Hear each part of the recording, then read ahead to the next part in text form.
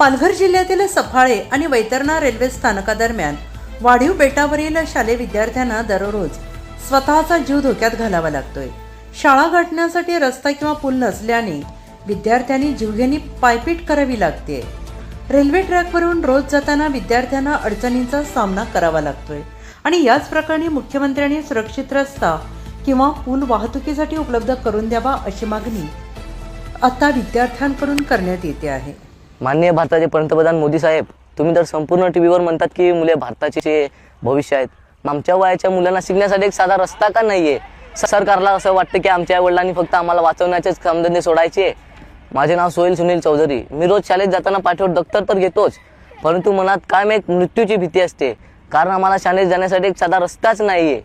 त्या रोज जीव घेणाऱ्या रेल्वे ट्रॅकवर आणि पुलावर आम्हाला रोज चालत जावं लागतं। म्हणून मागून एखादी एक्सप्रेस आली की आमचा थरकाप उडतो। देवेंद्र फडणवीस साहेब, तुम्ही संपूर्ण देशात मोठे रस्ते, बुलेट ट्रेन आणल्या ना, मग आमच्या नशिबात फक्त मृत्यूचा ट्रॅक का? आम्हाला आमच्या हक्काचा रस्ता द्या।